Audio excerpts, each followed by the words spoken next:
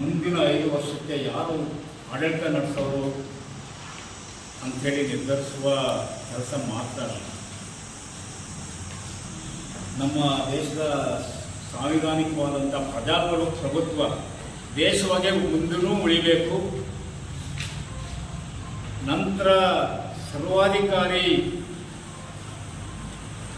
ದೇಶವಾಗಿ ಮುಂದುವರಿಬೇಕಾ, ಈ ಎರಡು ಚಿಂತನೆಗಳಿದ್ದಾವೆ. ಒಂದು ಸಂವಿಧಾನದತ್ವಾದಂಥ ಪ್ರಜಾ ಸಂಘರ್ಷ ಇದೆ ಈ ಚುನಾವಣೆ. ಹಾಗಾಗಿ ಈ ಚುನಾವಣೆ ಬರೀ NDA ಅಥವಾ ಇಂಡಿಯಾ ಎರಡು ರಾಜಕೀಯ ಗುಂಪುಗಳ ನಡುವೆಯ ಸಂಘರ್ಷ ಮಾತ್ರ ಅಲ್ಲ, ಇದು ಒಂದು ಏನು ನಮ್ಮ ಪಾರಂಪರಿಕವಾಗಿ ಬಂದಂಥ ಎರಡು ಚಿಂತನೆಗಳಿದಾವಲ್ಲ, ಒಂದು ಪ್ರಗತಿಪರ, ಇನ್ನೊಂದು ಸನಾತನ. ಪ್ರಗತಿಪರ ಚಿಂತನೆಗಳು ಅಂದರೆ ಇವತ್ತು ಸಮಾನತೆ, ಸ್ವಾತಂತ್ರ್ಯ, ಸಹೋದರತೆ, ಸೌಹಾರ್ದತೆ ಇವು ಒಂದು ಸೈಡ್ ಆದರೆ, ಸಾಮಾಜಿಕ ನ್ಯಾಯ ಇವು ಒಂದು ಸೈಡ್ ಆದರೆ, ಇನ್ನು ಸನಾತನ ಜಾತಿ ಭೇದ, ಕೋಮುವಾದ, ಸ್ತ್ರೀ ಸ್ವಾತಂತ್ರ್ಯ ಹರಣ ಇವೆಲ್ಲವೂ ಕೂಡ ಒಂದು ಕಡೆ. ಅಲ್ಲಿಗೆ ಈ ಸಂಘರ್ಷ ಇದೆಯಲ್ಲ, ನಾವು ಇವತ್ತು ನಮ್ಮ ಸಂವಿಧಾನ, ಶ್ರೇಷ್ಠವಾದ ಸಂವಿಧಾನವನ್ನು ಉಳಿಸ್ಕೊಳ್ಬೇಕು, ಪ್ರಜಾಪ್ರಭುತ್ವ ಉಳಿಬೇಕು ಅನ್ನೋದಾದರೆ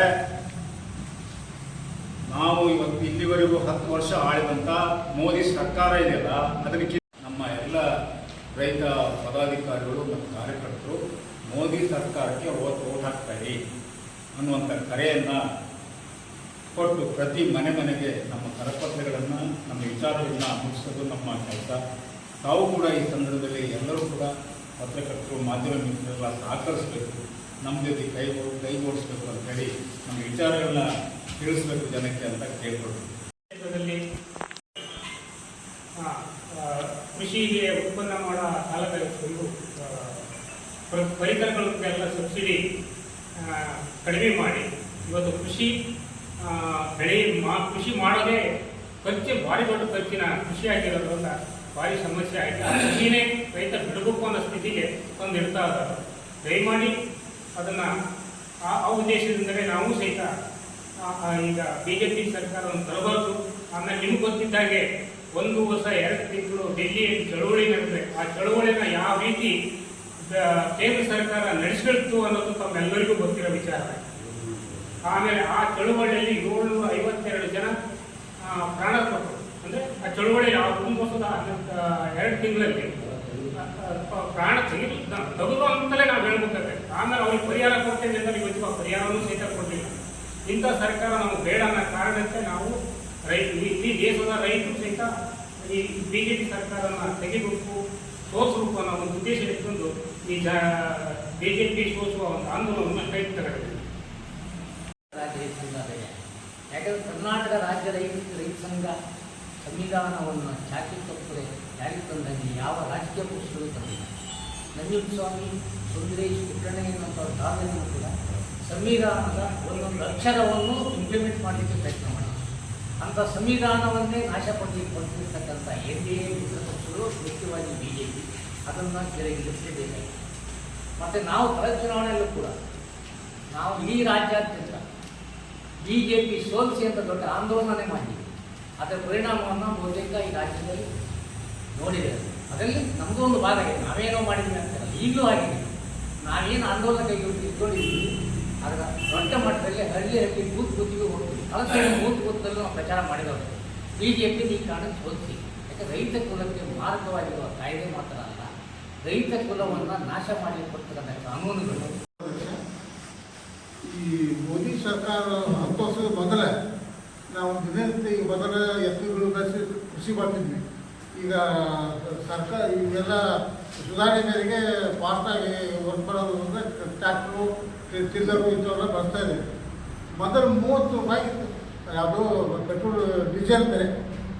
ಈಗ 100 ಮ್ಯಾಗ ಹೋಗ್ಬಿಡತ್ತೆ. ನಾವು ಕೃಷಿ ಹೆಂಗೆ ಮಾಡ್ಬೇಕು ನಾವು? ಅದು ಟ್ರ್ಯಾಕ್ಟರ್ ಬಳಸಿದ್ದಕ್ಕೂ ಅದೇ ಬಾಳೆ ತಿಂದಕ್ಕೂ ತೋಟ ಕಾದಕ್ಕೂ ಸಮಾನವಾದ ವ್ಯವಸ್ಥೆ ಈಗ ಆಗೈತೆ. ಅದು ಪೆಟ್ರೋಲ್ನ ಇವತ್ತು ಸಾಮಾನ್ಯವಾಗಿ ಎಲ್ಲ ಈಗ ಯುವಕರಾಗಲಿ ಯಾರಾಗಲಿ ಇವತ್ತೊಂದು 10 ಹೆಜ್ಜೆ ಹೋಗ್ಬೇಕಾದ್ರೂ ಪೆಟ್ರೋಲ್ ಹಾಕಿ ಬಳಸ್ತಕ್ಕಂಥದ್ದು ರೂಢಿ. ಇವಾಗ ಪೆಟ್ರೋಲ್ ಬೆಲೆ ಮುಟ್ಟೋದ್ರಲ್ಲಿ ಕೆಲವು ಗಾಡಿಗಳು ವೀಕಿದ್ದವು ಪೆಟ್ರೋಲ್ ಹಾಕೋದು ಇದ್ಕೊಂಡು ಆಗ ಹೋಗೋದು ಆಗ್ತದೆ. ಅದಕ್ಕೆ ಈ ಪೆಟ್ರೋಲ್ ಬೆಲೆ ನಿಯಂತ್ರಣ ಮಾಡಬೇಕು. ಸಾಮಾನ್ಯವಾಗಿ ಪೆಟ್ರೋಲ್ ಬೆಲೆ ನಿಮಗೆಲ್ಲ ತಿಳಿದಂಗೆ ಅದು ಮುಖ್ಯವಾಗಿ 30 ರೂಪಾಯಿ ಬೆಲೆ ಆಗ್ತದೆ. ಬಾಕಿ ದಿವಸ ಟ್ಯಾಕ್ಸ್ ಆಗಿ ಹೇಳೋಕ್ಕೆ ಅವಕಾಶ ಕೊಡಿ.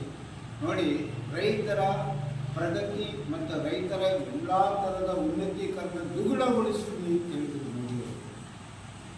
ಖಂಡಿತ ಮಾಡಲಿಲ್ಲ.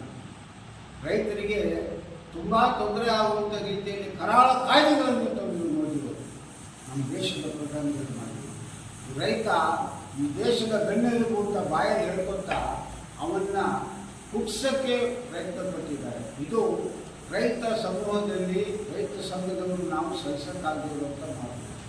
ಎರಡನೇದು, ನಮ್ಮ ದೇಶ ಅಂದರೆ ನಮ್ಮ ದೇಶದ ಬುನಾದಿ, ನಮ್ಮ ದೇಶದ ಒರಿಜಿನಲ್, ನಮ್ಮ ದೇಶದ ಒಂದು ಭವ್ಯತೆ ಏನು ಅಂದರೆ ನಮ್ಮ ಸಂವಿಧಾನ. ಈ ಸಂವಿಧಾನವನ್ನು ತಿದ್ದುವಂಥ ಪ್ರಯತ್ನ ಈ ಇತ್ತೀಚೆಗೆ ಬಂದಿರುವಂಥ ಈ ಸರ್ಕಾರಗಳು ಮಾಡ್ತಾ ಇದೆ ಅಂತ ಹೇಳಿದ್ರೆ ಇದು ಸಹಿಸಲಾಗದು. ನಮ್ಮ ದೇವರು, ನಮ್ಮ ಸಂವಿಧಾನ ನಮ್ಮ ದೇವರು, ಅದನ್ನು ತಿದ್ದುವಂಥ ಪ್ರಯತ್ನ, ಅದರ ವಿರುದ್ಧ ಇವರು ಹೆಜ್ಜೆ ಹಾಕುವಂಥ ಪ್ರಯತ್ನ ನಡೆಸ್ತಾ ಇದ್ದಾರೆ. ಇದನ್ನು ನಾವು ಖಂಡಿಸ್ತೀವಿ. ಹಾಗಾಗಿ ಇಡೀ ರಾಜ್ಯದಲ್ಲಿ ದೇಶದಲ್ಲಿ ಇರೋ ವಿಷಯನ ಹೇಳೋಕ್ಕೆ ನಮಗೆ ಅಷ್ಟೊಂದು ಅಧಿಕಾರ ಮತ್ತು ಹಕ್ಕಿಲ್ಲ.